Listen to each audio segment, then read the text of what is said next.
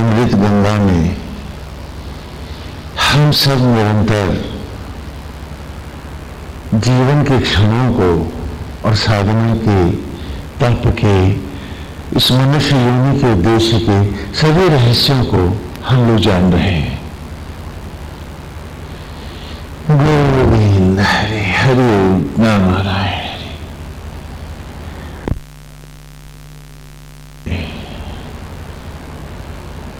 हमने अपने जीवन को और उद्देश्यों को जाना कि साधना किस प्रकार होती है और कैसे हम धीरे धीरे साधना के मार्ग पर बढ़ते हैं। और एक रहस्य जो हमारे सामने खुला कि मूर्ति पूजा का रहस्य भी वेद में हमें मिला कि मूर्ति को हम एक सांचे के रूप में धारण करते हैं और एक एक ऋचा करके हम पढ़ते रहे कि किस प्रकार बाहर आसक्त जगत में, बाह्य जगत की लीलाओं को, मर्यादाओं को यथा धारण करते हुए सत्य के रूप में हमें अपने अंतर के जगत में अपने आप से जुड़ते चले जाना है। और एक एक करके हमने इन रहस्यों को जाना है कि एक तरफ बाह्य जगत है, वो मेरा धर्म है, मुझे धर्म पूर्वक सबके साथ जीना है। ये जगत लीलात्मक है। यहां मंच की कल्पना है कि यहां पात्र परमेश्वर की लीला का रूपांतरण जैसे मंच पर करते हैं, उसी प्रकार जीवन रूपी नाट्यशाला में भगवान हमें जहां जिस रूप में यथा पात्र बनाए, हम उसे धर्म पूर्वक निर्वाह करें। इसीलिए भगवान की लीला कथाएं हैं, कृष्ण के रूप में, राम के रूप में, कि पिता होकर, पुत्र होकर, पति होकर, बाह्य जगत के सारे धर्मों को, प्रजा होकर, जनता होकर, प्राणी मात्र के प्रति जो मेरे धर्म है, इन सबको धारण करते हुए हम ये न भूलें कि बाहर लीलात्मक सत्य है, भीतर अंतर्निहित सत्य है। इसलिए वेद के आरंभ से ही पहले सूक्त से हमने शुरू किया कि जो यज्ञ बाहर हो रहा है वो भी लीलात्मक है, सत्य यज्ञ मेरे भीतर हो रहा है। आत्मा ही यज्ञ का अधिष्ठित देव है, बाहर आचार्य आते हैं, भीतर आत्मा ही यज्ञ का आचार्य है, प्रतिनिधि है। बाहर उपाचार्य है, भीतर प्राणवायु है। बाहर सामग्री है, भीतर ये शरीर ही सामग्री है और जीवन का प्रत्येक क्षण आत्मयज्ञ की सामग्री है। बाहर हम अग्नि प्रकट करते हैं, भीतर जो सत्य रूपी अग्नि ब्रह्म ज्वाला है, जो आज भी भस्मिक वान में अन्न को शिशु में लौटा रही है, वो ब्रह्म ज्वालाएं ही यज्ञ की अग्नि है। और कहा कि भीतर और बाहर जीव रूप हम सब यजमान हैं। यजमान उभय है, उसे बाहर भी यज्ञ करना है और भीतर स्वयं यज्ञ होना है। बाहर सीखना है, भीतर करना है।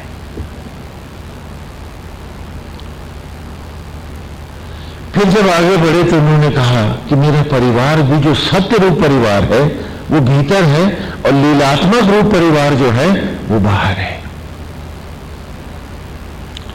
बाहर माता पिता, भीतर आत्मा ही पिता है, ब्रह्म अग्नि ब्रह्म ज्वाला देवकी ही मां है, वसुदेव अग्नियों का देवता आत्मा ही पिता है। बाहर बाकी सारा संसार है, लेकिन वही सूक्ष्म होकर बीज रूप मेरे में समाया हुआ है। मुझे बाहर से नहीं, भीतर के इस परिवार से जुड़ना है। फिर हमने जाना कि कोई दो स्त्री और पुरुष ही माता पिता नहीं होते, वे पूज्य हैं, क्योंकि वे निमित्त न होते तो हमारा रूप न होता। परंतु हमें बनाने में संपूर्ण सचराचर लगा है। हमने रूप पेड़ों से लिया है, घास से लिया है, क्षिति, जल, पावक, गगन, समीर, ये सब जुड़े हैं मुझको बनाने में।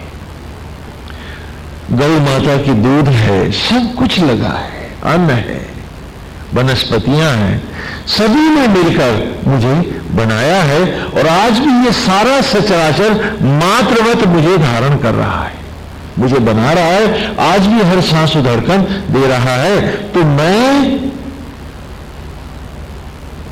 सारे सचराचर के प्रति ऋणी हूं, कर्जदार हूं। जो पितृ ऋण हम कहते हैं वो केवल दो व्यक्तियों के प्रति नहीं होता है, वरन सारा इस सचराचर के प्रति होता है।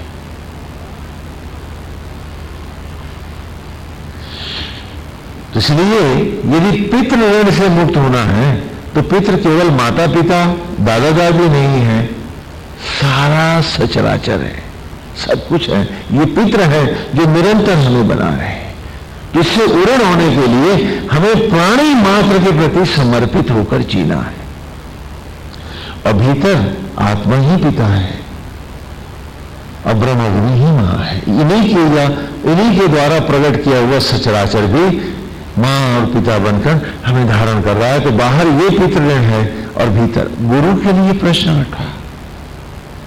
तो कहा बाहर का जो गुरु है, जो मंत्र मुझे दे रहा है, वो भी लीलात्मक है।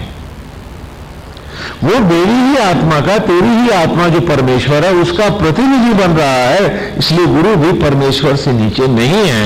बाहर जब देखो तो उसे सम्मान दो, और जब समाधिस्थ हो जाओ तो उसे अपने भीतर पाओ।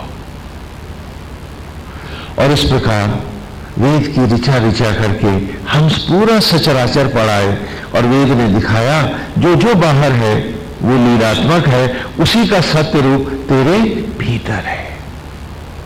यही माया है। माया शब्द का अर्थ है मां माने नहीं या माने जो नहीं है उसी को मैं मानता हूं कि है। और दूसरा अर्थ है मां लक्ष्मी को भी कहते हैं, मां माने लक्ष्मी या माने जो। तो बाहर का जो है वो लीलात्मक है, भीतर सत्य है। इसलिए बाहर को धर्म पूर्वक बाहर ईश्वर के निमित्त होकर निष्काम भाव से, अनासक्त भाव से अपने धर्म को पूरी ईमानदारी से धारण करते हुए भीतर अपनी आत्मा से जुड़ जाओ। मूर्ति भी हमने इसीलिए आपको दी, इसलिए नहीं कि मूर्ति में चले जाओ, नहीं, मूर्ति को सांचा बना के भीतर ले जाओ। तुम चाहे ईश्वर को कहीं भी भजो, सदा याद रखो कि वो बैठा है भीतर। तो नारायण की सुंदर प्रतिमा जो तुमने ध्यान में ली है, अपनी आसक्ति को फिर केवल मूर्ति तक न रुकने देना, उस मूर्ति को भीतर ले जाना और अपनी आत्मा को ही मूर्त रूप बना लेना, वही रूप दे देना। और फिर ये सांचा बने और तुम ढल जाओ इसमें। ये अद्भुत विलक्षण मनोवैज्ञानिक कल्पना वेद के ऋषि की है। ये मार्ग है, ये रहस्य है। मूर्तियों में फंसने वाले हजारों साल बंधे रह जाते हैं, ये भी सत्य है। अप्रकाश को भजने वाले महाअंधतम योनियों में भटकते रहते हैं, ये भी सत्य है। उसी सूक्ष्मता से दोनों को समझो, वही आज की ऋचा है।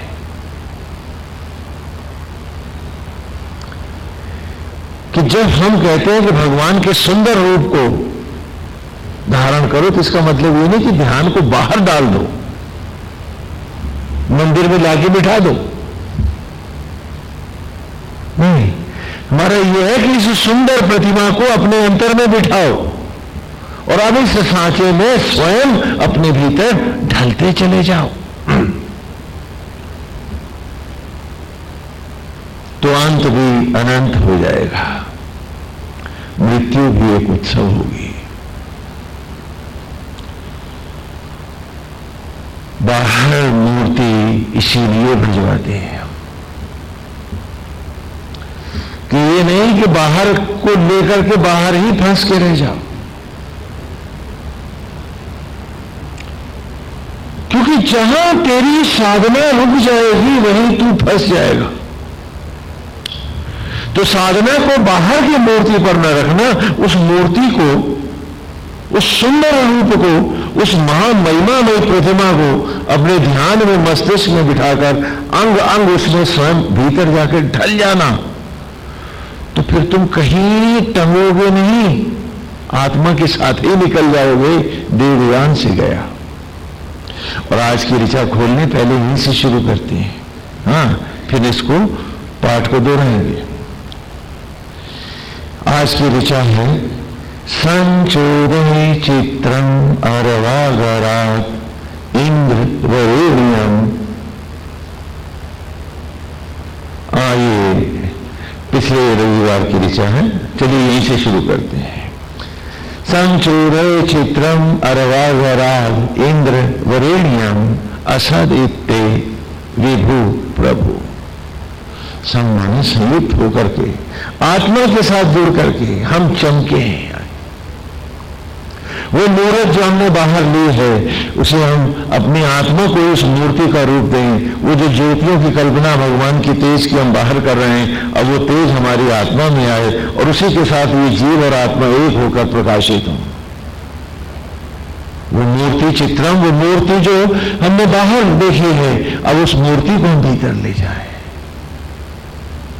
और उसी के साथ हम प्रकाशित हो। कि वो मूर्ति न रहे, वो मूर्ति मेरी आत्मा का रूप हो जाए, उस मूर्ति में ही मेरा प्राण बसे और जीव रूप मैं उसी के साथ संयुक्त होकर प्रकाशित होता चलूं। जीवन का यज्ञ चलता रहे, मैं सांस सांस, क्षण क्षण, रोम रोम उसमें यज्ञ होकर ढलता रहूं। क्योंकि ये आत्मा, ये मूर्ति ही तो है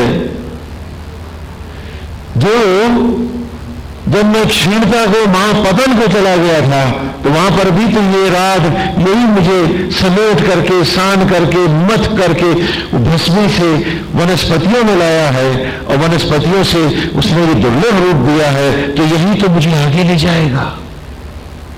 अरे वो जो लाया है मुझे लाद कर नीचे से अब यहां तक, ऊपर तक, वही तो और ले जाएगा मुझे ऊपर।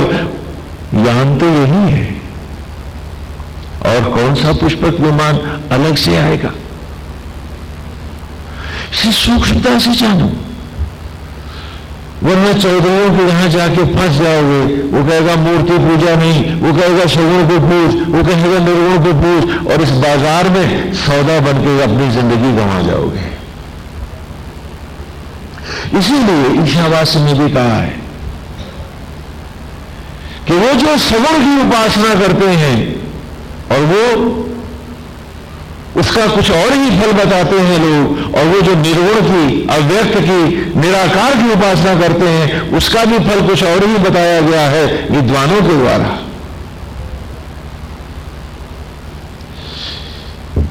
ईशावास्य यजुर्वेद का 40वां अंतिम अध्याय है। उपनिषद न होकर वेद ही है वो। जब वहां तक पहुंचेंगे तो उसकी चर्चा विस्तार से करेंगे। तो कहा सगुण साकार उपासना का फल कुछ और ही बताते हैं विद्वान, निर्गुण निराकार की उपासना का फल कुछ और ही बताते हैं विद्वान। यदि निर्गुण निराकार उपासकों को हमने अंध योनियों में भटकते देखा और सगुण साकार वालों को हमने अंध योनियों में भटकते देखा, तो निर्गुण वाले अंधतम भटकते पाए। और तब अगली ऋचा में कहते हैं ईशावास्य में ही कि जो इन दोनों के रहस्यों को जानता है और उसके सूक्ष्म बीज को पहचानता है, वही अनंत को पाता अनंत हो जाता है। हम उसी की चर्चा यहां कर रहे हैं इस ऋचा में। गुरु मंत्र हैं जो गुरुकुल में ऋषि राह देता है शिष्य को, भक्त को। ये मार्ग है। इसे सूक्ष्मता से पढ़ने और समझने की जरूरत है।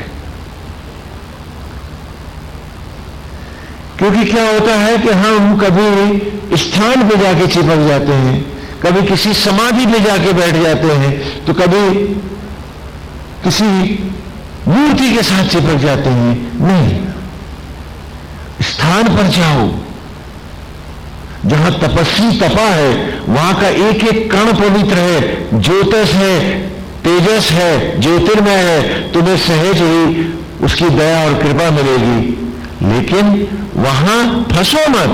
उस तेजस को अपनी ही आत्मा का रूप दो, अपने अंतर में धारण करो और यहीं पगो, यहीं बधो, यहीं रुको, यहीं टिको। ये वेद कह रहा है।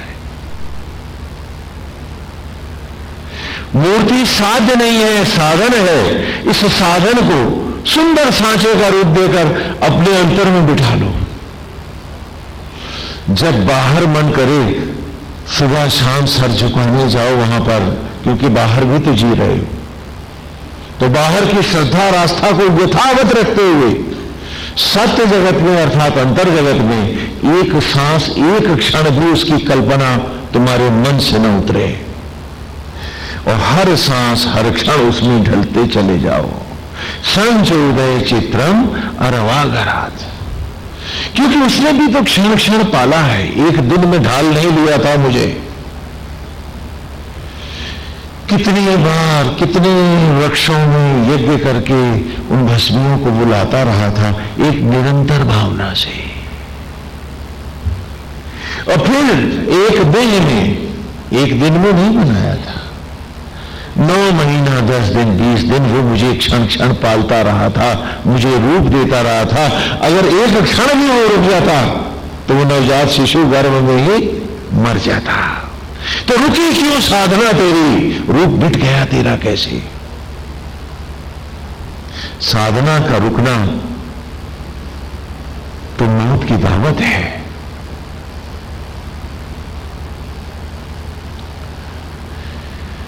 क्योंकि ईश्वर ने भी रुका नहीं, वो रुक जाता, वो भी कहीं दूसरी जगह ध्यान कर लेता तो क्या हाल होता हमारा? स्टिल बर्थ होती, एक मुर्गा बच्चे से जन्मते हैं हम और पुनः खाक हो जाते, मट्टी हो जाती। तो कहा जो प्रकृति का नियम है, सचराचर ही ग्रंथ है, इससे हट के कोई कल्पना मत लाओ, बुरी तरह भटक जाओगे और सब कुछ गंवा बैठोगे। साधना एक निरंतर धारा का नाम है।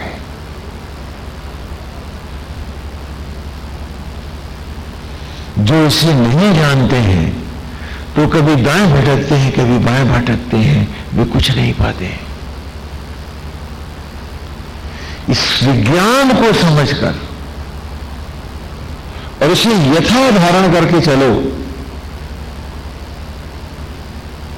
तो तुम्हें सब कुछ मिल जाएगा। अब तक बुलाता रहा है मर्जी से अपनी, आगे उसने कहा है तेरी भी मर्जी जुड़ेगी तो आगे बढ़ेंगे हम। सोचना हमको है। इसीलिए तो उसने यहां हमको विजडम दे दी, बुद्धि दे दी, सोच विचार दिया, समझ दिया। क्यों दिया? कि अब तू भी समझ के साथ चल, साथ मेरे घुल मिल जा मुझसे और नया जन्म अब देवत्व में पा।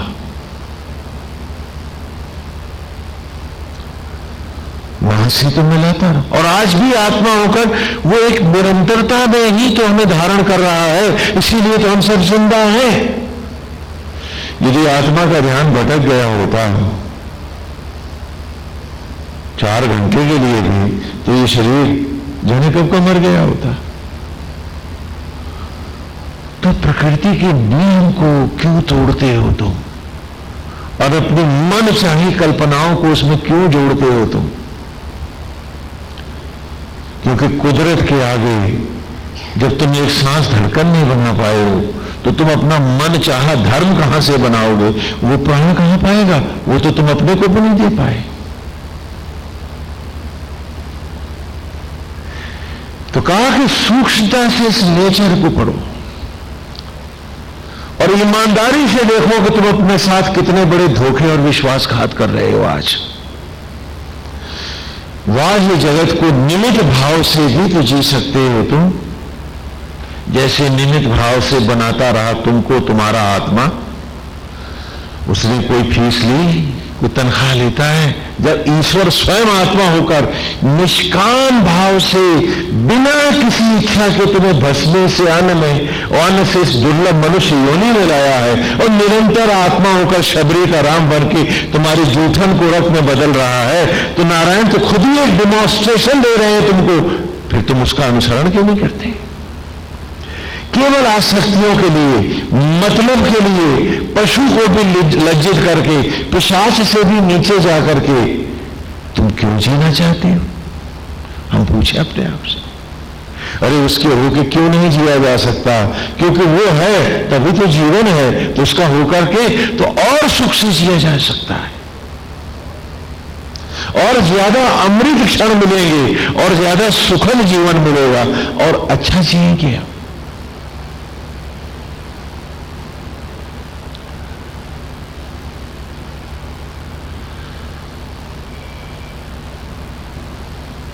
कहा कि ऐसे ही तो तू असत्य से असद इत्ते विभू प्रभु, कि असत्य से तू विशिष्ट विभूतियों में लाया हमको, असत अर्थात मृत अवस्था से, मिट्टी से मनुष्य बना दिया तूने।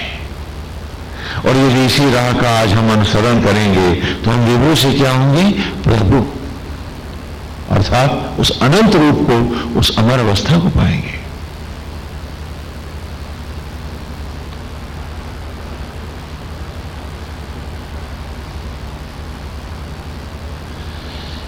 प्रकृति ही हमारा रास्ता है, वही मार्ग है। और आज की दिशा में आए, अस्मांतसु तत्र चोदयेर रायेरभस्वताः तु वेद्युं यशस्वता। कहा कि कहां मिले हम, कहां जुड़े हम? तत्र, वहां। कौन जुड़े? अस्मद अंतसु, अस्मांतसु, अस्मद माने हम, अंतसु, अंत माने पूर्णता को पाना। और पूर्णता हमारी मनुष्य योनि से देवता योनि में जाने के लिए है, तो इस योनि को तो हमें खोना ही पड़ेगा ना, मृत्यु। तो कहा असमांतसु, असमद अंतसु। यहां वैदिक संस्कृत में संधियां उल्टी लगती हैं। अंतसु का संधि यदि हम पलट दें तो आ जाएगा सु अंत। क्या बन जाएगा? सु अंत, है ना? कि असमद, कि हमारे दिव्य अलौकिक अंत के लिए, अंत्येष्टि के लिए कहें, ये जीवन की इस पूर्णता के लिए हमें जलाओ, यज्ञ करो हे ब्रह्म अग्नि, तत्र वहां रायेरभस्वताः, तत्र माने वहां, चौदह माने प्रकाशित करना, चमकाना, यज्ञ करना, दीप्तियों में ढालना, अंग प्रत्यंग ज्योति ज्योति बनाना। इंद्र माने ब्रह्म अग्नि, तत्र वहां। कहां? कि अस्मांतसु तत्र सूर्येन्द्र रायेरभस्वता। राय माने निरंतरता से, शीघ्रता से, तीव्रता से, निर्बाध गति से। जैसे नदी बहती है तो रुकती नहीं है। यदि नदी का वेग रुक जाएगा तो क्या होगा? रुक ही नहीं सकता है, क्योंकि नदी को तो अब चलना ही पड़ेगा। नदी रुक गई कहीं तो प्रलय हो जाएगी वहां। तो साधना रुक गई मेरी तो मेरी इस जन्म की प्रलय हो जाएगी। लेकिन साधना का अर्थ बाहर के जगत को छोड़ना भी नहीं है और उससे चिपकना भी नहीं है। बाहर की जगत से रूप लेना है आत्मा को रूप देना है और आत्मा से ही लिपट जाना है। मूरत गोविंद की यहां खड़ी है, इस मनोहारी छवि को मुझे अपनी आत्मा को रंग देना है और फिर उसी के साथ जुड़ना है। वही मेरा पति है, पितुमातु सहायक स्वामी सखा। भजन गाते हैं, अर्थ नहीं करते हैं कि वो मेरा पिता है, पति है, पुत्र है, परमेश्वर है, गुरु है, सभी कुछ है, मेरा सर्वस्व है। वो जो मेरे अंतर का देवता है, वो जो मेरा अंतरात्मा है। और आज दोनों जुड़ जाएं, फिर मौत भी आए तो क्या, वो तो सुअंत होगा, अस्मद अंतसु। लेकिन जब हम आसक्त जगत में फंस जाएंगे तो मौत कितनी भयानक होती है कि हम मरना नहीं चाहते हैं, डॉक्टर ड्रिप लगाए रहता है और हम हैं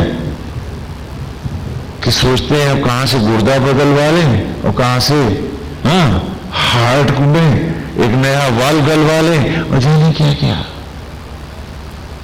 और आश्चर्य है कि कुदरत से कट करके इस मनुष्य ने, वो सोचता है उसने पाया है, मुझे लगता है कि जाने कितना कितना हम सब ने गंवाया है। घने वन में, जंगल में पशु रहते हैं, वो भी जीते हैं। हमने देखा है, इस आश्रम में भी देखा है, कल ही चर्चा कर रहे थे कि सांझ के टाइम हम बैठे हुए थे, बिल्लियां हमारे पास थी, अंधेरे से एक उड़ता हुआ कबूतर आया और आकर के बिल्ली के सामने बैठ गया।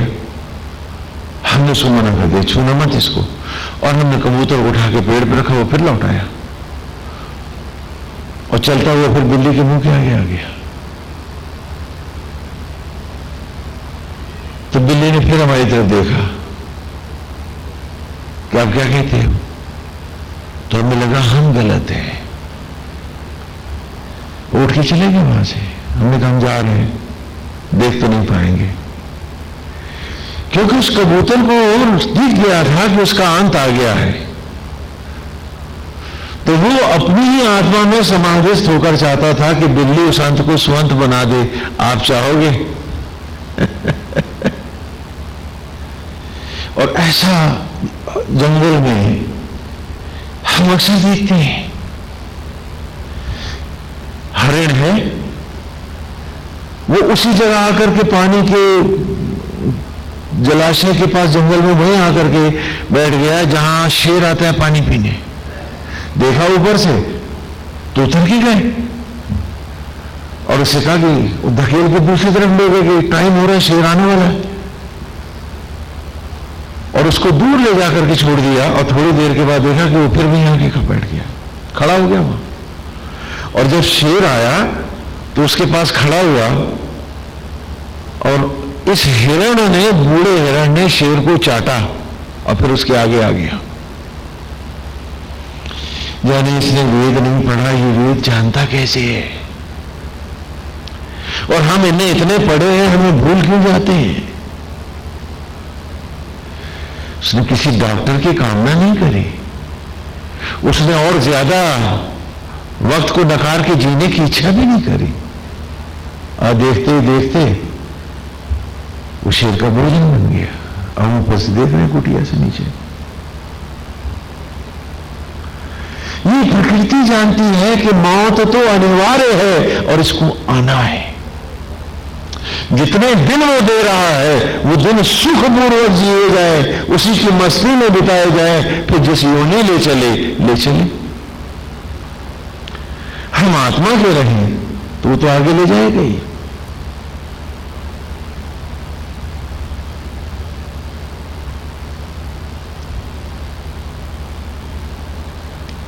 और हम सबको मालूम है, याद है कि हम सबको जाना है,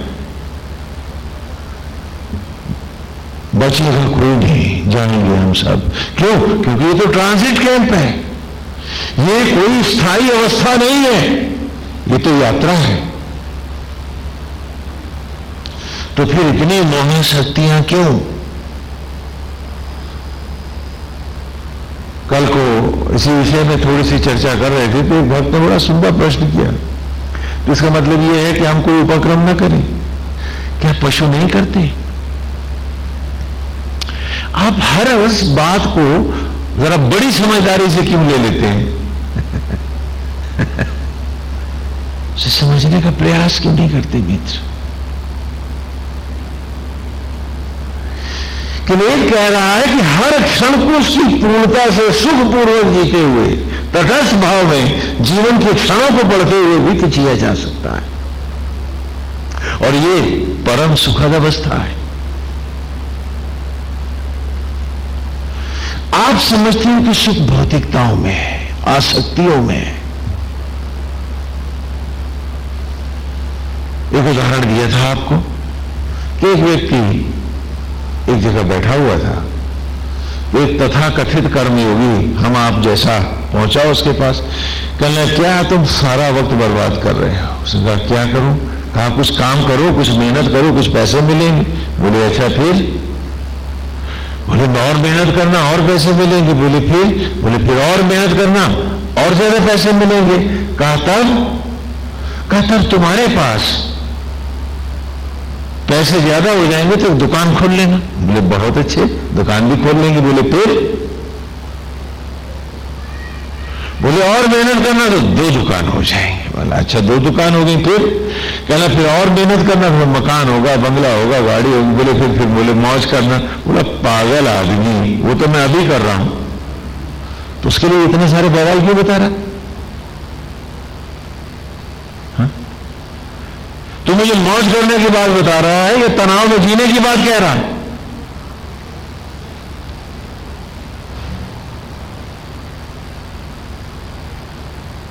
हमें हर व्यक्ति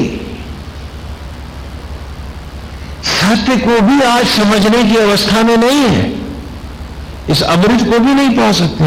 बोले तो इसका मतलब क्या खाना पीना छोड़ दें?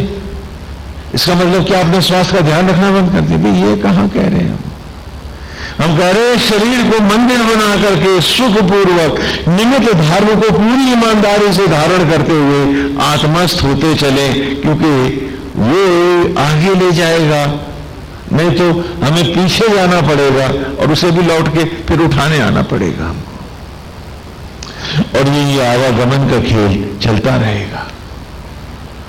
अमैनम सजता सुते मंदिराय मंदिने चक्र विश्वानी चक्र है। पूर्व की इसी दिशा में हम पढ़ के आए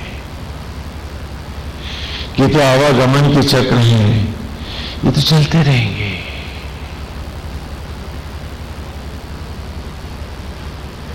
आसक्त भटकता रहेगा, अनासक्त बढ़ता रहेगा आगे की ओर। तो आज जब सचराचर पूरा अनासक्त भाव में जी रहा है, देखो कैसे, एक उदाहरण देते हैं तुमको। हमारे आश्रम में भगवान लीला करते हैं तो सभी रूपों में नारायण प्रकट होते हैं। गाय भी हैं, कुत्ते भी हैं, उनके बच्चे भी होते रहे, और हमने उन बच्चों को, भक्त समाज को, जहां देखा कि ये सुखपूर्वक रह सकते हैं, हम उन्हें दे देते थे। क्या वो गाय नाराज हुई उनसे? मां कुत्ते भी बांटे। तो हमें आश्चर्य होता था कि कई कुत्ते थे, कई परिवार थे कुत्तों के हमारे पास। तो हमारे पास एक बड़ी ब्रीड की अल्सेशियन थी, राधा नाम था उसका, अब नहीं है। तो किसी ब्रीड के बच्चे को हमको देना होता था तो उससे घंटों पहले राधा जान लेती थी किसी आज जाना है, और वो उसके बच्चे हो या ना हो, उसके दूध उतर आता था और उस बच्चे को पेट भर दूध पिला के तब बेचती थी। ये कल्पना आज क्या मनुष्य में हो सकती है? और यहां सबने देखा है कि प्रकृति के साथ जो जुड़ रहे हैं वो दिन पढ़े वेद पढ़ते रहे, और हम हैं कि पढ़ के भी नहीं समझ पाते हैं। इतना भटक गए हैं, हम अपनी ही उस सचराचर से अलग हट गए हैं जो आज भी हर सांस हर क्षण हमें बना रहा है, और हम उसके ऋण को तो क्या मानेंगे, हम तो उसे पहचानना भी भूल गए हैं। एक चार दीवारी, एक मकान, एक सोने की लंका, 10 इंद्रियां 10 मुंह, और मैं दशानन रावण 10 मुंह वाला। इससे हटके ना हम सोचते हैं, ना हम जानना चाहते हैं, ना हम अपने आप को पढ़ना चाहते हैं। कैसी अद्भुत बात है। गायों के बच्चे देते हैं, मां निर्निमेष भाव से देखती है। वो जानती है कि जो ईश्वर करता है वो सही है, और उसने जो इसके लिए बच्चे का जो भी भाग्य है उसी के हिसाब से चुना है, तो ये तो वहां जाएगा ही। वो कभी मुझे दोष नहीं देती मां, बड़े प्यार से उन बच्चों को जाते हुए देखती है, और थोड़ी देर में चारा उठाने लगती है। वो उदास भी नहीं होती। एक बात पूछ रहा हूं आपसे, सच बताना मेरे को, अपने अपने सीने पे हाथ रख के। अगर आप में से किसी एक का मैंने बच्चा बांट दिया होता तो सच बताइए, कितनी गोली मारते आप मुझको, कितनी गोलियां दागते आप मुझ पे। काश इस भेद को समझ पाते आप, तो वेद समझ में आ जाता आपको कि आसक्त और अनासक्त को दिखावा, नाटक, ढोंग या पाखंड नहीं है, कोई आडंबर नहीं है, कोई शोपीस शोबाजी नहीं है। यदि सीखना है अनासक्त भाव, तो लौट कुदरत में जाओ और पढ़ो अपने आप को, देखो, सुधारो अपनी भूलों को, निर्मल हो जाओगे। We have lost the discipline of living with nature, living parallel to nature. उसका अनुसरण करना तो हम भूल ही गए, हम जानते ही नहीं हैं। और जैसे कि आरंभ में ही हमको वेद ने बताया था कि प्रकृति ही मूल धर्म ग्रंथ है। अंति संतम न जहाति अंति, संतम न पश्यति, देवस्य पश्य काव्यम न ममा न जीरति। यदि धरती पर कोई धर्म का ग्रंथ है तो कह रहा है वेद का ये मंत्र कि वो सचराचर है, और हम सब उसके जीवंत अक्षर हैं, और एक पिता ही घटघटवासी आत्मा के स्वरूप में आत्मस्वरूप होकर वो परमात्मा आत्मा का लीला अवतार धारण करता, वही लिख रहा इस किताब को। यही एक इकलौता धर्म ग्रंथ है। बाकी सारे ग्रंथ यदि इसकी व्याख्या कर रहे हैं तो वे धर्म का अनुसरण करते धार्मिक ग्रंथ है, अन्यथा उनका कोई महत्व नहीं है। क्योंकि प्रकृति ही सत्य की कसौटी है।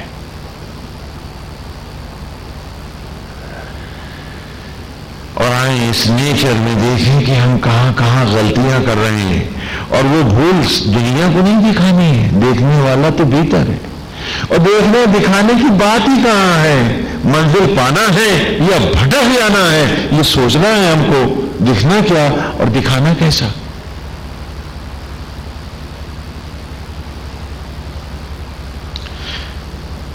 तो कहा असमान तसी चोरेंद्र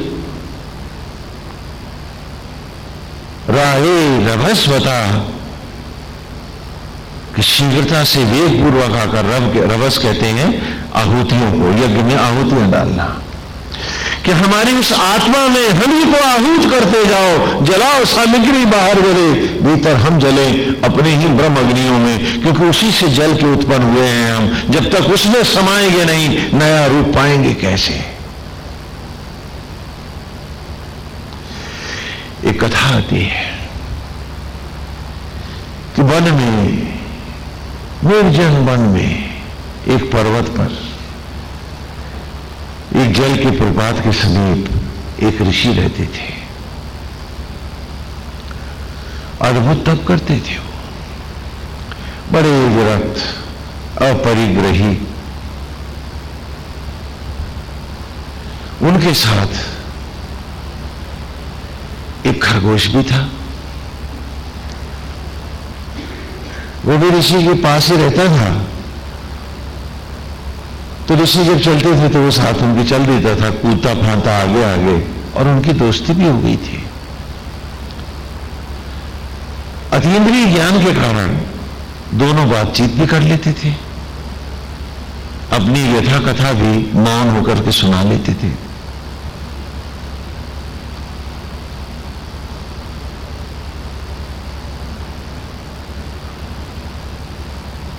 तो वो खरगोश कहता था कि ये भी कोई योनि है, मैं हर वक्त डरता फिरता हूं, मैं सिंह की तरह दहाड़ नहीं सकता, खेल नहीं सकता, भयभीत रहता हूं। ये तो बड़ी निर्धन अवस्था है मेरी। ऋषि भी सुनते तो उसे समझाते कि भाई जो नारायण की इच्छा है वही तो होना है, और अच्छी निभ रही थी। और एक बार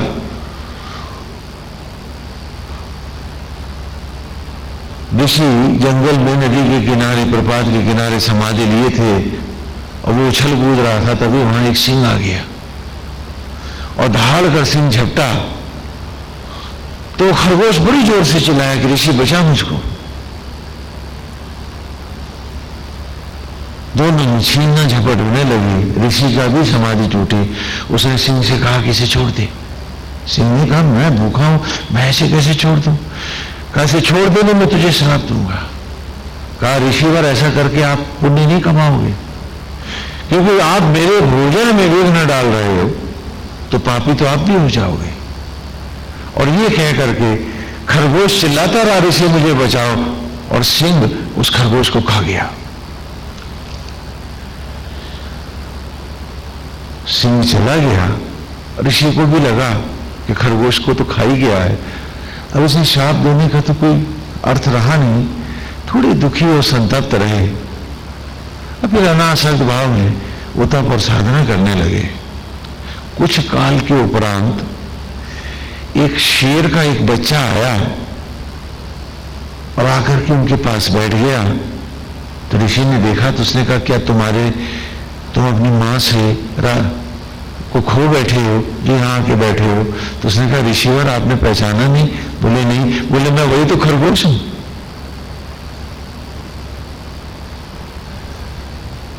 अरे मैं वही खरगोश हूं, आपने पहचाना नहीं मुझको? अरे कहा तू तो इतना चिल्ला रहा था मुझे बचाओ, तो कहा जीव तो अज्ञानी है, लेकिन जब तक सिंह मुझे खाता नहीं, मेरी कामना को परमेश्वर भी कैसे पूरी करता कि मैं भी सिंह की तरह दहाड़ूं और इन जंगलों में निर्भय होकर घूमूं? प्रकृति, कुदरत अपने नियम से चलती है। आसक्त व्यक्ति व्यर्थ में अपने उसमें ढालता फिरता है, क्योंकि जब तक मैं भी अपनी आत्म ज्वालाओं में समाऊंगा नहीं, देवत्व में जन्म पाऊंगा कैसे? तो मौत से डरना कैसा? वो तो महोत्सव है, महा उत्सव है। अनासक्त योगी और ध्यानी ऐसा मानते हैं, और आसक्त भयभीत रहता है। हमारा यही कहने का तात्पर्य है कि जिसे आना है फिर उससे डरना कैसा? निश्चित है, अनिवार्य है, अवश्य आएगी, तो भय कैसा? जब पता है कि उसके आना है तो उसके साथ भी एक उत्सव के साथ क्यों ना मिला जाए, उसको भी एक मंगल कार्य क्यों ना बनाया जाए। जब आना है और ऐसा होना है तो फिर डरना कैसा? हाँ, चिल्लाया तो रोया तो वो खरगोश भी था, और शायद उसके जो संबंधी रहे होंगे वो भी दुखी होंगे कि हमारे साथी को शेर खा गया, लेकिन वो खाता नहीं। तो वो खरगोश सिंह शावक बनता कैसे? बताओ। क्योंकि परावर्तन अंतर से ही तो संभव है, और यही तो संत और ऋषि, वेद का वैज्ञानिक इस सत्य को जानता है। तो इसलिए वो यह कह रहा है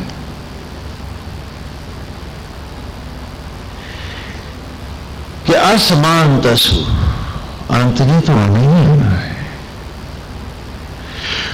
अरे मूर्ख, जो तुझे मैंने, वही आत्मा मैंने जो तुझे वो सुंदर रूप दिया है, अब तो मुझे उस रूप में ढाल दे। वही वेद के 5 महावाक्य जिन्हें हम दोहराते चल रहे हैं, वही फिर यहां खड़े, वो हर जगह मिलेंगे तुमको। और रूप को बसाना है कैसे, इसे भी समझ लो कि बाहर हर मंदिर में शीश नवाते हुए एक मनोहारी छवि को हम अपने मन में ले आए और आत्मा को उसका रूप दे दिया। कहने लगे प्रभु की मूर्त कैसी, कहा भक्ति भावना जैसी। कि नारायण की छवि कैसी है, जैसे भक्ति भावना है। ये यथा माम प्रपद्यन्ते तांस तथैव भजाम्यहम्। कि अमृत बंधन में हम सब निरंतर जीवन के क्षणों को और साधना के, तप के, इस मनुष्य योनि के उद्देश्य के सभी रहस्यों को हम लोग जान रहे हैं। गोविंद हरि हरि नारायण।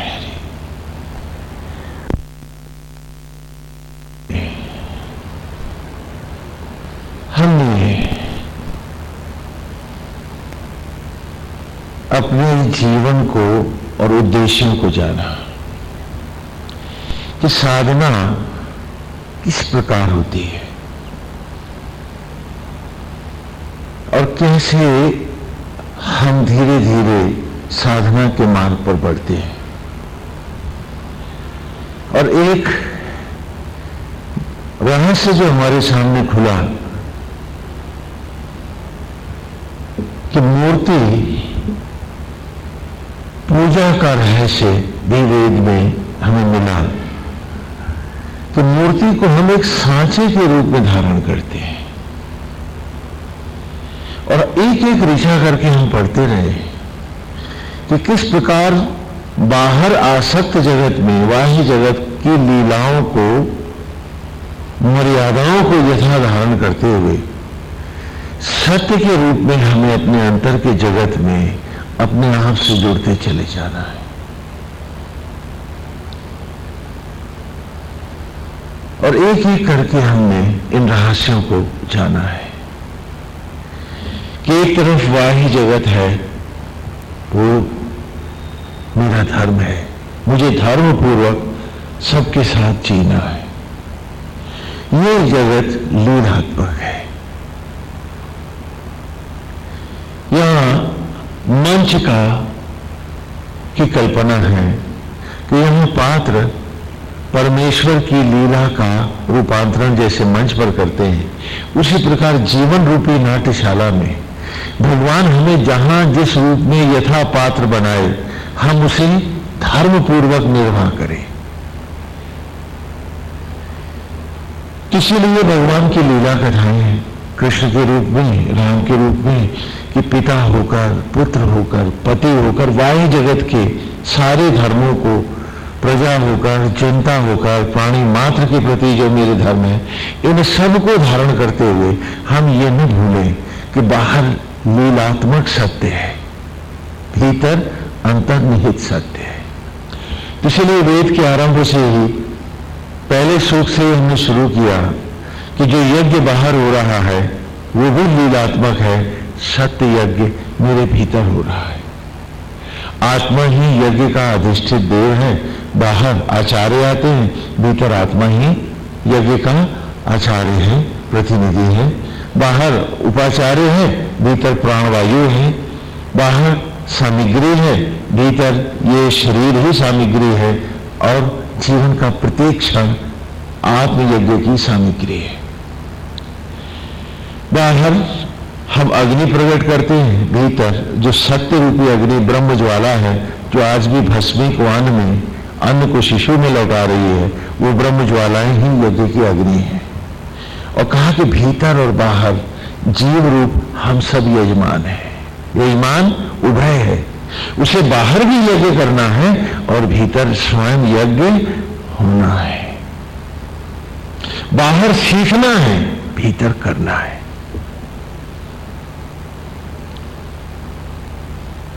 फिर जब आगे बढ़े तो उन्होंने कहा कि मेरा परिवार भी जो सत्य रूप परिवार है वो भीतर है, और लीलात्मक रूप परिवार जो है वो बाहर है।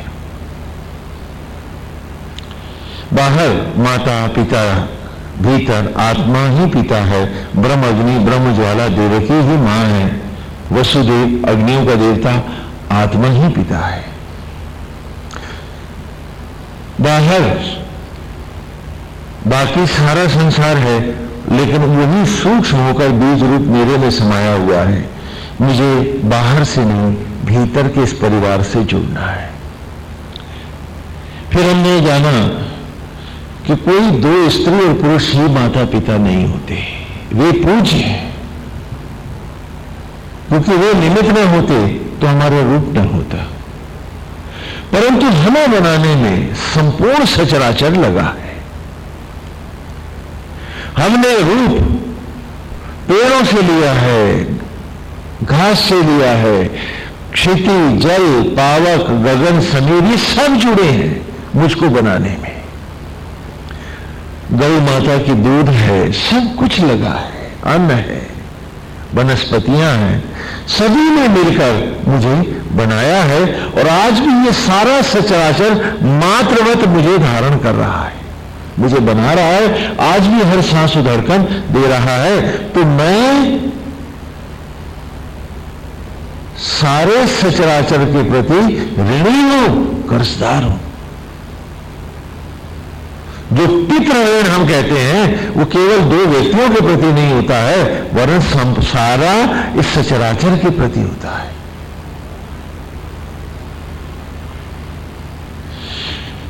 तो इसलिए यदि पितृ ऋण से मुक्त होना है तो पितृ केवल माता पिता दादा दादी नहीं है, सारा सचराचर है, सब कुछ है। ये पितृ है जो निरंतर हमें बना रहे हैं। इससे उड़न होने के लिए हमें प्राणी मात्र के प्रति समर्पित होकर जीना है।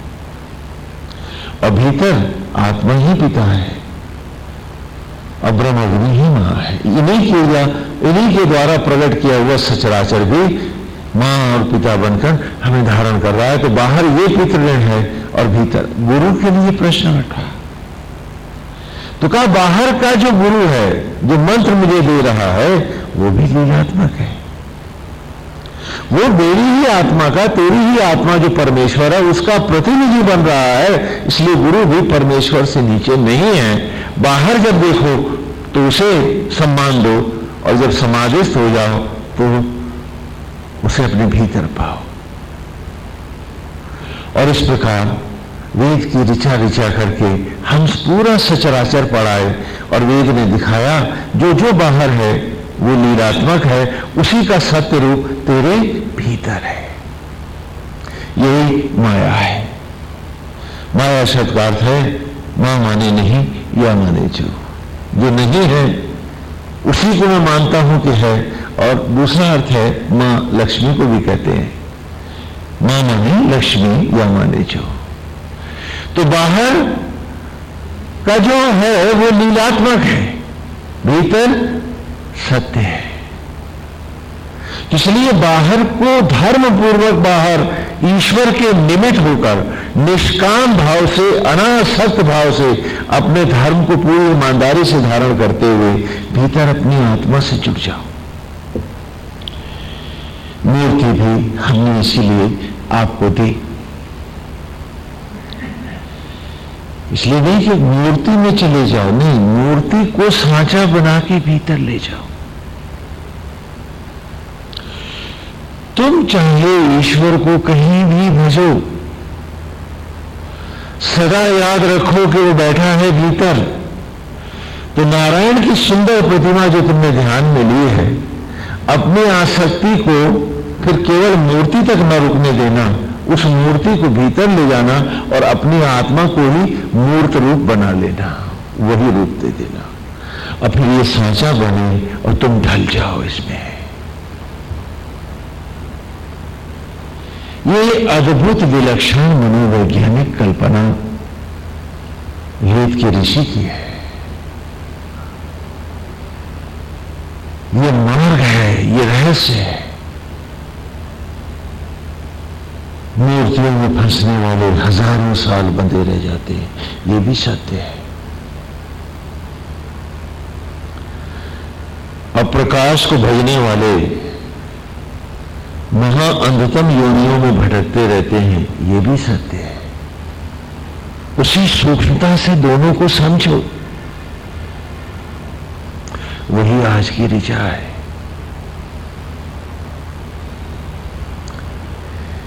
कि जब हम कहते हैं कि भगवान के सुंदर रूप को धारण करो, तो इसका मतलब ये नहीं कि ध्यान को बाहर डाल दो, मंदिर में लाके बिठा दो। नहीं, हमारा यह है कि इस सुंदर प्रतिमा को अपने अंतर में बिठाओ और अब इस सांचे में स्वयं अपने भीतर ढलते चले जाओ। तो अंत भी अनंत हो जाएगा, मृत्यु भी एक उत्सव होगी।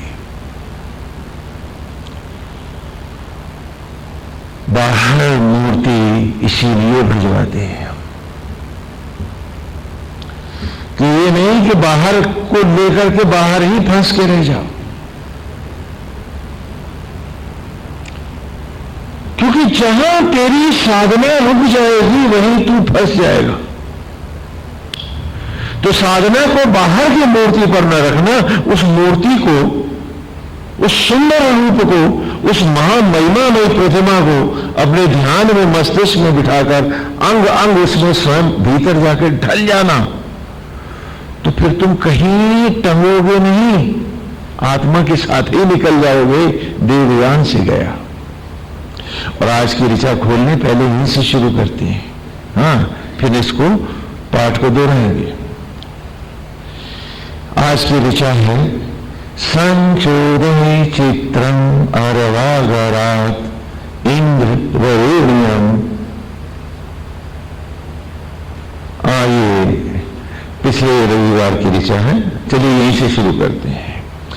संचोदे चित्रम अरवागरात इंद्र वरेण्यम असदित्ते विभु प्रभु। सम्मान संयुक्त होकर के, आत्मा के साथ जुड़ करके हम चमके हैं। वो मूर्त जो हमने बाहर ली है, उसे हम अपनी आत्मा को उस मूर्ति का रूप दें।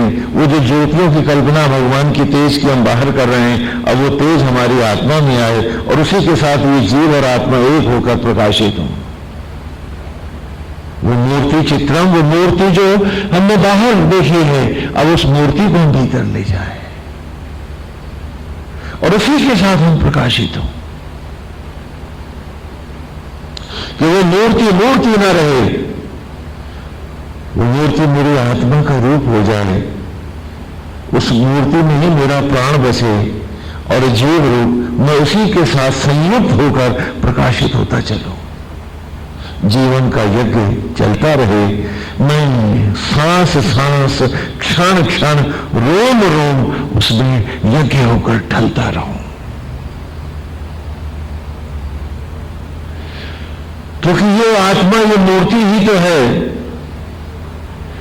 जो जब मैं क्षीणता को, महापतन को चला गया था, तो वहां पर भी तो ये राग यही मुझे समेट करके, सान करके, मथ करके भस्मी से वनस्पतियों में लाया है और वनस्पतियों से उसने ये दुर्लभ रूप दिया है। तो यही तो मुझे आगे ले जाएगा।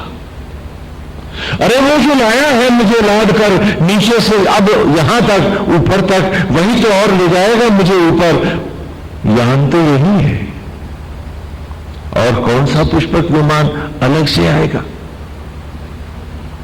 इसी सूक्ष्मता से जानो, वरना चौधरियों के यहां जाके फंस जाओगे। वो कहेगा मूर्ति पूजा नहीं, वो कहेगा सगुण को पूज, वो कहेगा निर्गुण को पूज, और इस बाजार में सौदा बनकर अपनी जिंदगी गंवा जाओगे। इसीलिए ईशावास्य में भी कहा है कि वो जो सगुण की उपासना करते हैं और वो उसका कुछ और ही फल बताते हैं लोग, और वो जो निर्गुण की, अव्यक्त की, निराकार की उपासना करते हैं, उसका भी फल कुछ और ही बताया गया है विद्वानों के द्वारा। यह ईशावास्य यजुर्वेद का 40वां अंतिम अध्याय है। उपनिषद न होकर वेद ही है वो। जब वहां तक पहुंचेंगे तो उसकी चर्चा विस्तार से करेंगे।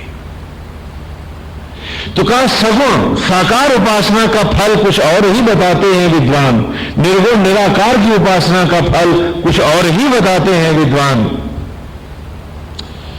यदि निर्गुण निराकार उपासकों को हमने अंध योनियों में भटकते देखा और सगुण साकार वालों को हमने अंध योनियों में भटकते देखा, तो निर्गुण वाले अंधतम भटकते पाए। और तब अगली ऋचा में कहते हैं ईशावास्य में ही कि जो इन दोनों के रहस्यों को जानता है और उसके सूक्ष्म बीज को पहचानता है, वही अनंत को पाता अनंत हो जाता है। आप उसी की चर्चा यहां कर रहे हैं इस ऋचा में। यही गुरु मंत्र है जो गुरुकुल में ऋषि राह देता है शिष्य को, भक्त को। यह मार्ग है। इसे सूक्ष्मता से पढ़ने और समझने की जरूरत है।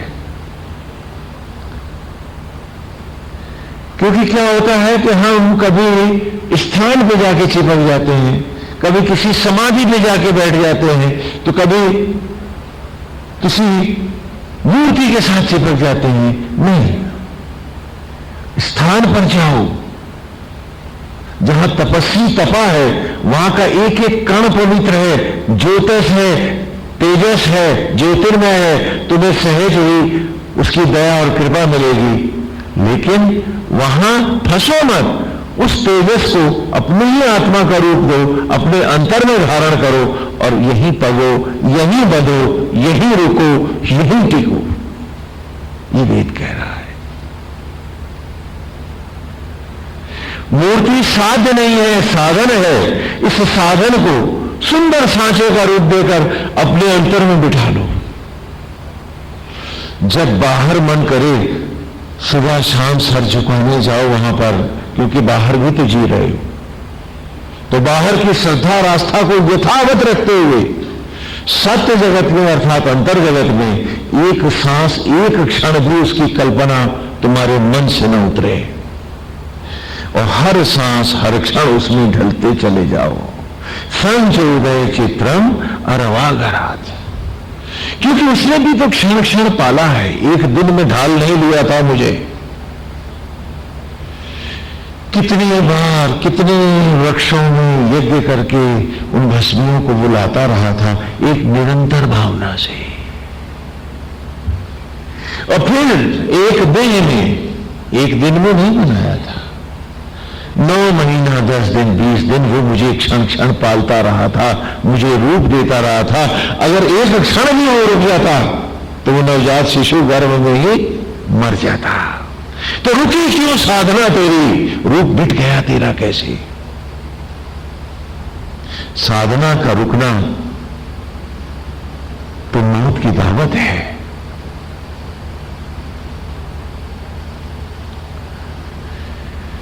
क्योंकि ईश्वर ने भी रुका नहीं, वो रुक जाता, वो भी कहीं दूसरी जगह ध्यान कर लेता तो क्या हाल होता हमारा?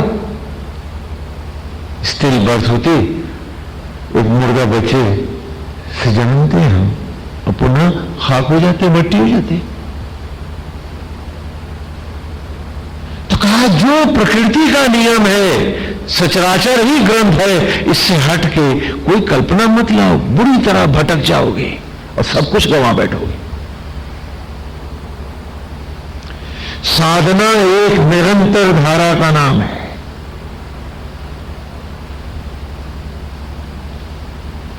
जो इसे नहीं जानते हैं तो कभी दाएं भटकते हैं, कभी बाएं भटकते हैं, वे कुछ नहीं पाते। इस विज्ञान को समझकर और इसे यथा धारण करके चलो तो तुम्हें सब कुछ मिल जाएगा। अब तक वो लाता रहा है मर्जी से अपनी, आगे उसने कहा है तेरी भी मर्जी जुड़ेगी तो आगे बढ़ेंगे हम। सोचना हमको है। इसलिए तो उसने यहां हमको विजडम दे दी, बुद्धि दे दी, सोच विचार दिया, समझ दिया। क्यों दिया? कि अब तू भी समझ के साथ चल, साथ मेरे घुल मिल जा मुझसे, और नया जन्म अब देवत्व में पा।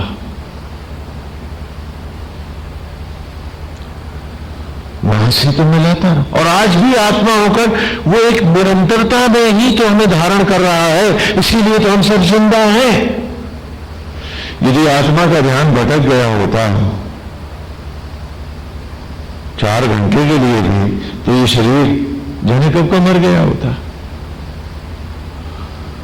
तो प्रकृति के नियम को क्यों तोड़ते हो तुम, और अपनी मन चाही कल्पनाओं को उसमें क्यों जोड़ते हो तुम? क्योंकि कुदरत के आगे जब तुम एक सांस धड़कन नहीं बना पाए हो, तो तुम अपना मन चाहा धर्म कहां से बनाओगे? वो प्राण कहां पाएगा? वो तो तुम अपने को भी नहीं दे पाए। तो कहा कि सूक्ष्मता से इस नेचर को पढ़ो, और ईमानदारी से देखो कि तुम अपने साथ कितने बड़े धोखे और विश्वासघात कर रहे हो। आज बाह्य जगत को निमित्त भाव से भी तो जी सकते हो तुम, जैसे निमित्त भाव से बनाता रहा तुमको तुम्हारा आत्मा। उसने कोई फीस ली, कोई तनख्वाह लेता है?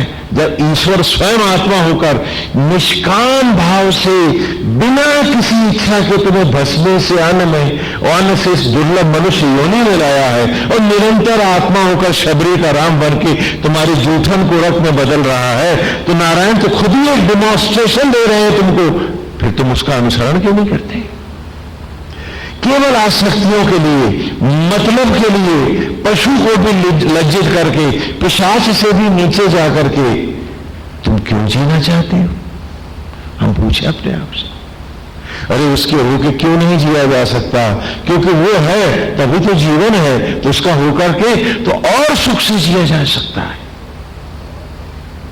और ज्यादा अमृत क्षण मिलेंगे, और ज्यादा सुखद जीवन मिलेगा, और अच्छा जिएंगे।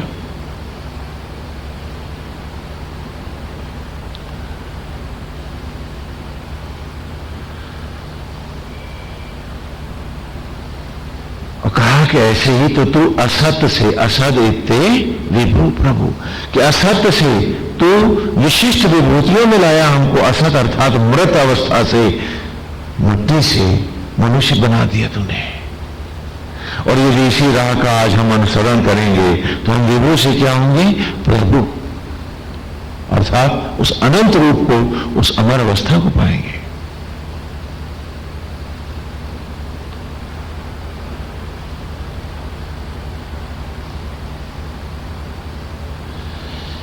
प्रकृति ही हमारा रास्ता है, वही मार्ग है। और आज की दिशा में आए, अस्मांतसु तत्र चोदयेर रायेरबस्वताः तु वेद्युं यशस्वता। कहा कि कहां मिले हम, कहां जुड़े हम? तत्र, वहां। कौन जुड़े? अस्मद अंतसु, अस्मांतसु। अस्मद माने हम, अंतसु, अंत माने पूर्णता को पाना। और पूर्णता हमारी मनुष्य योनि से देवत्व योनि में जाने के लिए है, तो इस योनि को तो हमें खोना ही पड़ेगा ना, मृत्यु। तो कहा असमांतसु,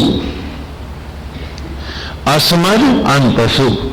यहां वैदिक संस्कृत में संधियां उल्टी लगती हैं। अंतसु का संधि यदि हम पलट दें तो आ जाएगा सु अंत। क्या बन जाएगा?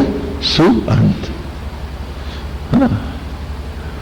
कि असमद, कि हमारे दिव्य अलौकिक अंत के लिए, अंत्येष्टि के लिए कहें, ये जीवन की इस पूर्णता के लिए हमें जलाओ, यज्ञ करो हे ब्रह्म अग्नि। तत्र, वहां रायेरभस्वताः, तत्र माने वहां, 14 माने प्रकाशित करना, चमकाना, यज्ञ करना, दीप्तियों में ढालना, अंग प्रत्यंग ज्योति ज्योति बनाना। इंद्र माने ब्रह्माग्नि। तत्र वहां, कहां कि अस्मांतसु तत्र सूरेन राहे रभस्वता। राय माने निरंतरता से, शीघ्रता से, तीव्रता से, निर्बाध गति से। जैसे नदी बहती है तो रुकती नहीं है। यदि नदी का वेग रुक जाएगा तो क्या होगा? रुक ही नहीं सकता है, क्योंकि नदी को तो अब चलना ही पड़ेगा। नदी रुक गई कहीं तो प्रलय हो जाएगी वहां। तो साधना रुक गई मेरी तो मेरी इस जन्म की प्रलय हो जाएगी। लेकिन साधना का अर्थ बाहर के जगत को छोड़ना भी नहीं है और उससे चिपकना भी नहीं है। बाहर की जगत से रूप लेना है, आत्मा को रूप देना है और आत्मा से ही लिपट जाना है। मूरत गोविंद की यहां खड़ी है। इस मनोहारी छवि को मुझे अपनी आत्मा को रंग देना है और फिर उसी के साथ जुड़ना है। वही मेरा पति है, पितुमातु सहायक स्वामी सखा। भजन गाते हैं, अर्थ नहीं करते हैं कि वो मेरा पिता है, पति है, पुत्र है, परमेश्वर है, गुरु है, सभी कुछ है, मेरा सर्वस्व है। वो जो मेरे अंतर का देवता है, वो जो मेरा अंतरात्मा है। और आज दोनों जुड़ जाएं, फिर मौत भी आए तो क्या, वो तो सुअंत होगा। अस्मद अंतसु। लेकिन जब हम आसक्त जगत में फंस जाएंगे तो मौत कितनी भयानक होती है कि हम मरना नहीं चाहते हैं, डॉक्टर ड्रिप लगाए रहता है और हम हैं कि सोचते हैं अब कहां से गुर्दा बदलवा लें और कहां से हार्ट में एक नया वाल गलवा लें और जाने क्या क्या। और आश्चर्य है कि कुदरत से कट करके इस मनुष्य ने, वो सोचता है कि उसने पाया है। मुझे लगता है कि जाने कितना कितना हम सब ने गंवाया है। घने वन में, जंगल में पशु रहते हैं, वो भी जीते हैं। हमने देखा है, इस आश्रम में भी देखा है। कल ही चर्चा कर रहे थे कि सांझ के टाइम हम बैठे हुए थे, बिल्लियां हमारे पास थी। अंधेरे से एक उड़ता हुआ कबूतर आया और आकर के बिल्ली के सामने बैठ गया। हमने उसको मना कर दिया, छूना मत इसको। और हमने कबूतर को उठा के पेड़ पर रखा, वो फिर लौटाया और चलता हुआ फिर बिल्ली के मुंह के आगे आ गया। तो बिल्ली ने फिर हमारी तरफ देखा कि आप क्या कहते हो। तो हमें लगा हम गलत हैं, उठ के चले गए वहां से। हमने कहा हम जा रहे हैं, देख तो नहीं पाएंगे, क्योंकि उस कबूतर को दिख गया था कि उसका अंत आ गया है। तो वो अपनी ही आत्मा में समाविष्ट होकर चाहता था कि बिल्ली उस अंत को स्वंत बना दे। आप चाहोगे? और ऐसा जंगल में हम अक्सर देखते हैं। हरिण है, वो उसी जगह आकर के पानी के जलाशय के पास जंगल में वहीं आकर के बैठ गया जहां शेर आता है पानी पीने। देखा ऊपर से तो उतर के गए और उससे कहा कि वो धकेल के दूसरी तरफ ले गए कि टाइम हो रहा है, शेर आने वाला है। और उसको दूर ले जाकर के छोड़ दिया और थोड़ी देर के बाद देखा कि वो फिर वहीं आके बैठ गया, खड़ा हो गया वहां। और जब शेर आया तो उसके पास खड़ा हुआ और इस हिरण ने, बूढ़े हिरण ने शेर को चाटा और फिर उसके आगे आ गया। यानी इसने वेद नहीं पढ़ा, ये वेद जानता कैसे है। और हम इन्हें इतने पढ़े हैं, हमें भूल क्यों जाते हैं। उसने किसी डॉक्टर की कामना नहीं करी, उसने और ज्यादा वक्त को नकार के जीने की इच्छा भी नहीं करी। और देखते ही देखते वो शेर का भोजन बन गया। और ऊपर से देख रहे कुटिया से नीचे। ये प्रकृति जानती है कि मौत तो अनिवार्य है और इसको आना है। जितने दिन वो दे रहा है वो दिन सुखपूर्वक जिए जाए, उसी की मस्ती में बिताए जाए, फिर जिस योनि ले चले। हम आत्मा के रहें तो वो तो आगे ले जाएगा ही।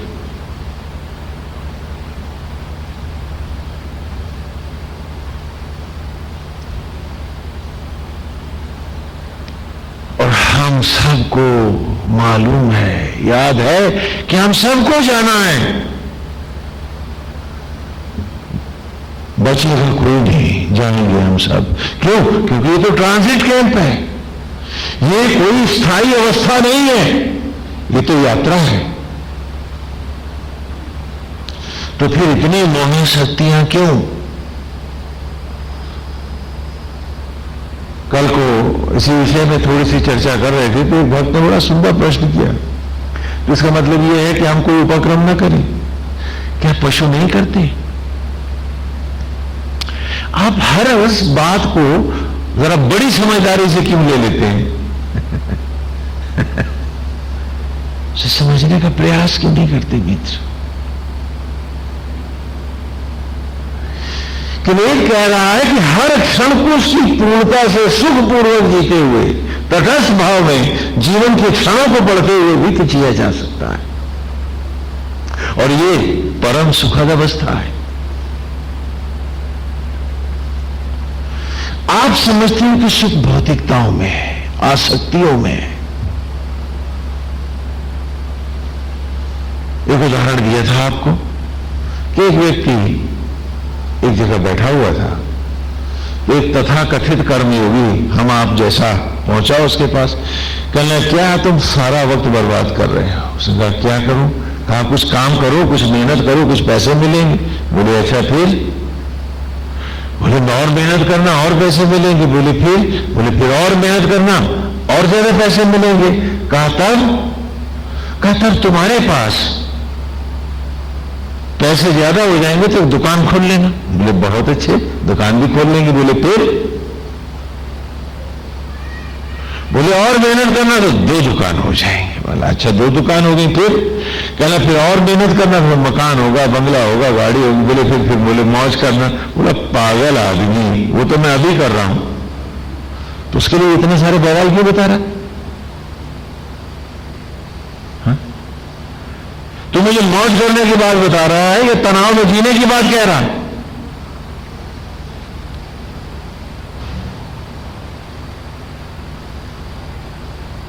हमें हर व्यक्ति सत्य को भी आज समझने की अवस्था में नहीं है, इस अमृत को भी नहीं पा सकते। बोले तो इसका मतलब क्या खाना पीना छोड़ दें? इसका मतलब क्या अपने स्वास्थ्य का ध्यान रखना बंद कर दें? भाई ये कहां कह रहे हैं हम कह रहे हैं शरीर को मंदिर बना करके सुखपूर्वक निमित्त धर्म को पूरी ईमानदारी से धारण करते हुए आत्मस्थ होते चले, क्योंकि वो आगे ले जाएगा, नहीं तो हमें पीछे जाना पड़ेगा और उसे भी लौट के फिर उठाने आना पड़ेगा हमको, और ये आवागमन का खेल चलता रहेगा। अमैनम सजता सुते मंदिर इंद्राय मंदुने चक्र विश्वानी।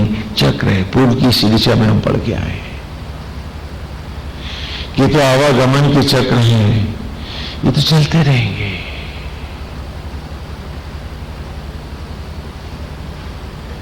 आसक्त भटकता रहेगा, अनासक्त बढ़ता रहेगा आगे की ओर। तो आज जब सचराचर पूरा अनासक्त भाव में जी रहा है, देखो कैसे, एक उदाहरण देते हैं तुमको। हमारे आश्रम में भगवान लीला करती है तो सभी रूपों में नारायण प्रकट होते हैं। गाय भी हैं, कुत्ते भी हैं, उनके बच्चे भी होते रहे, और हमने उन बच्चों को भक्त समाज को, जहां देखा कि वे सुखपूर्वक रह सकते हैं, हम उन्हें दे देते थे। क्या वो गाय नाराज हुई हमसे? मां कुत्ते भी बांटे। तो हमें आश्चर्य होता था कि कई कुत्ते थे, कई परिवार थे कुत्तों के हमारे पास। तो हमारे पास एक बड़ी ब्रीड की अल्सेशियन थी, राधा नाम था उसका, अब नहीं है। तो किसी ब्रीड के बच्चे को हमको देना होता था तो उससे घंटों पहले राधा जान लेती थी किसे आज जाना है, और वो उसके बच्चे हो या ना हो, उसके दूध उतर आता था और उस बच्चे को पेट भर दूध पिला के तब बेचती थी। ये कल्पना आज क्या मनुष्य में हो सकती है? और यहां सबने लिखा है कि प्रकृति के साथ जो जुड़ रहे हैं वो दिन पड़े वेद पढ़ते रहे, और हम हैं कि पढ़ के भी नहीं समझ पाते, इतना भटक गए हैं, हम अपनी ही उस सचराचर से अलग हट गए हैं जो आज भी हर सांस हर क्षण हमें बना रहा है, और हम उसके ऋण को तो क्या मानेंगे, हम तो उसे पहचानना भी भूल गए। एक चार दीवारी, एक मकान, एक सोने की लंका, 10 इंद्रियां 10 मुंह, और मैं दशानन रावण 10 मुंह वाला। इससे हटके ना हम सोचते हैं, ना हम जानना चाहते हैं, ना हम अपने आप को पढ़ना चाहते हैं। कैसी अद्भुत बात है। गायों के बच्चे देते हैं, मां निर्निमेष भाव से देखती है, वो जानती है कि जो ईश्वर करता है वो सही है, और उसी ने उसने जो इसके लिए बच्चे का जो भी भाग्य है उसी के हिसाब से चुना है, तो ये तो वहां जाएगा ही। वो कभी मुझे दोष नहीं देती मां, बड़े प्यार से उन बच्चों को जाते हुए देखती है, और थोड़ी देर में चारा उठाने लगती है, वो उदास भी नहीं होती। एक बात पूछ रहा हूं आपसे, सच बताना मेरे को, अपने अपने सीने पे हाथ रख के, अगर आप में से किसी एक का मैंने बच्चा बांट दिया होता तो सच बताइए कितनी गोली मारते आप मुझको, कितनी गोलियां दागते आप मुझ पे? काश इस भेद को समझ पाते आप तो वेद समझ में आ जाता आपको कि आसक्त और अनासक्त को दिखावा, नाटक, ढोंग या पाखंड नहीं है, कोई आडंबर नहीं है, कोई शोपीस शोबाजी नहीं है। यदि सीखना है अनासक्त भाव तो लौट कुदरत में जाओ और पढ़ो अपने आप को, देखो, सुधारो अपनी भूलों को, निर्मल हो जाओगे। We have lost the discipline of living with nature, living parallel to nature. उसका अनुसरण करना तो हम भूल ही गए, हम जानते ही नहीं हैं। और जैसे कि आरंभ में ही हमको वेद ने बताया था कि प्रकृति ही मूल धर्म ग्रंथ है। अंति संतम न जहाति अंति, संतम न पश्यति, देवस्य पश्य काव्यम न मना न जीवति। यदि धरती पर कोई धर्म का ग्रंथ है तो कह रहा है वेद का ये मंत्र कि वो सचराचर है, और हम सब उसके जीवंत अक्षर हैं, और एक पिता ही घटघटवासी आत्मा के स्वरूप में आत्मस्वरूप होकर वो परमात्मा आत्मा का लीला अवतार धारण करता, वही लिख रहा इस किताब को। यही एक इकलौता धर्म ग्रंथ है। बाकी सारे ग्रंथ यदि इसकी व्याख्या कर रहे हैं तो वे धर्म का अनुसरण करते धार्मिक ग्रंथ है, अन्यथा उनका कोई महत्व नहीं है, क्योंकि प्रकृति ही सत्य की कसौटी है।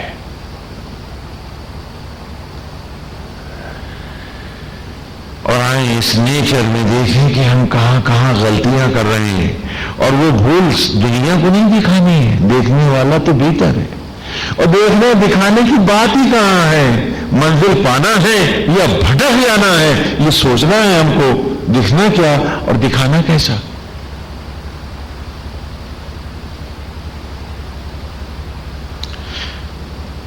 तो कहा आसमान तसी चोरेंद्र राहे नभस्वता कि शीघ्रता से वेग पूर्वक आकर रवस कहते हैं आहुतियों को, यज्ञ में आहुतियां डालना, कि हमारी उस आत्मा में हम ही को आहूत करते जाओ, जलाओ सामग्री बाहर जले, भीतर हम जले अपने ही ब्रह्म अग्नियों में, क्योंकि उसी से जल के उत्पन्न हुए हैं हम। जब तक उसमें समाएंगे नहीं, नया रूप पाएंगे कैसे। एक कथा आती है कि वन में, निर्जन वन में, एक पर्वत पर एक जल के प्रपात के समीप एक ऋषि रहते थे। अद्भुत तप करते थे वो, बड़े विरक्त, अपरिग्रही। उनके साथ एक खरगोश भी था। वो भी ऋषि के पास ही रहता था, तो ऋषि जब चलते थे तो वो साथ उनके चल देता था, कूदता फांदता आगे आगे, और उनकी दोस्ती भी हो गई थी। अतीन्द्रिय ज्ञान के कारण दोनों बातचीत भी कर लेते थे, अपनी व्यथा कथा भी मौन होकर के सुना लेते थे।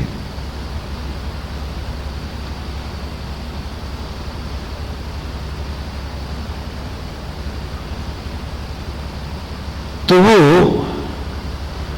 खरगोश कहता था कि ये भी कोई योनि है, मैं हर वक्त डरता फिरता हूं, मैं सिंह की तरह दहाड़ नहीं सकता, खेल नहीं सकता, भयभीत रहता हूं। ये तो बड़ी निर्धन अवस्था है मेरी। ऋषि भी सुनते तो उसे समझाते कि भाई जो नारायण की इच्छा है वही तो होना है। और अच्छी निभ रही थी। और एक बार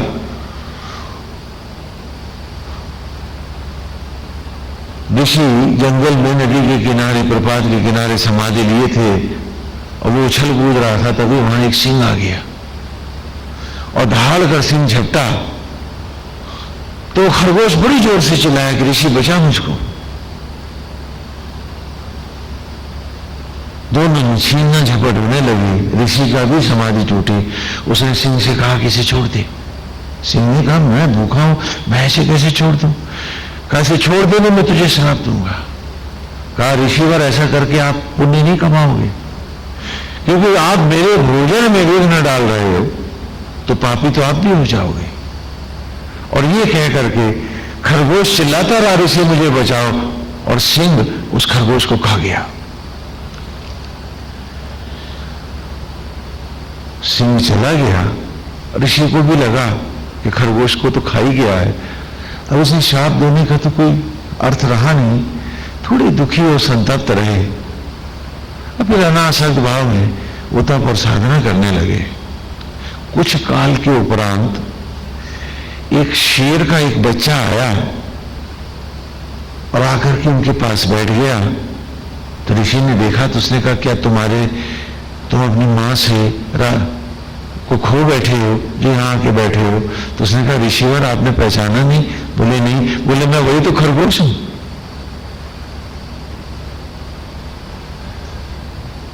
अरे मैं वही खरगोश हूं, आपने पहचाना नहीं मुझको?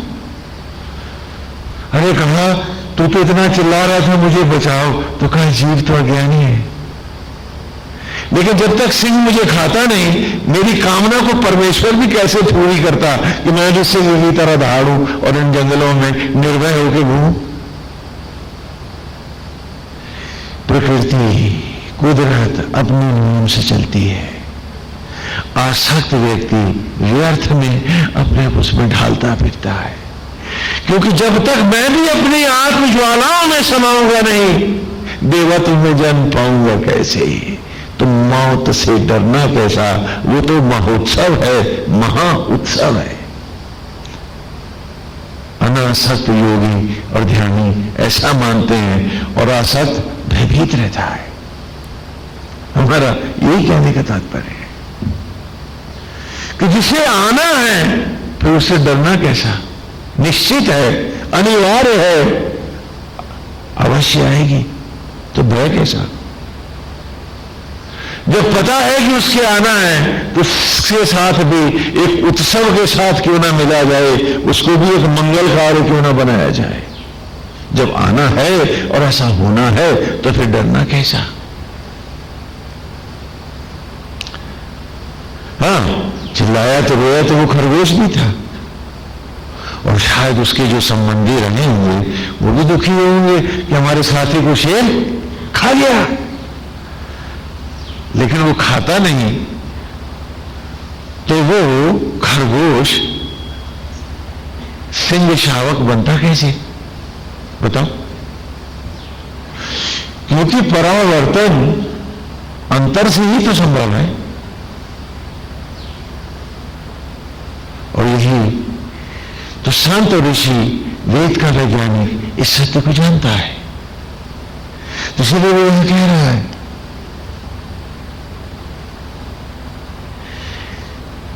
कि असमानतसु, अंत ने तो आना ही आना है।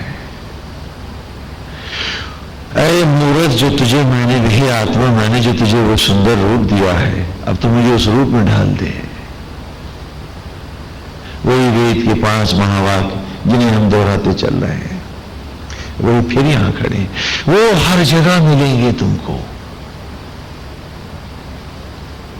और रूप को बसाना है कैसे, इसे भी समझ लो कि बाहर हर मंदिर में शीश नवाते हुए एक मनोहारी छवि को हम अपने मन में ले आए और आत्मा को उसका रूप दे दिया। कहने लगे प्रभु की मूर्त कैसी, कहा भक्ति भावना जैसी, कि नारायण की छवि कैसी है, जैसे भक्ति भावना है। ये यथा माम प्रपद्यन्ते तांस तथैव भजाम्यहम्, कि अर्जुन जो मुझे जिस भाव में भेजता है मैं उसे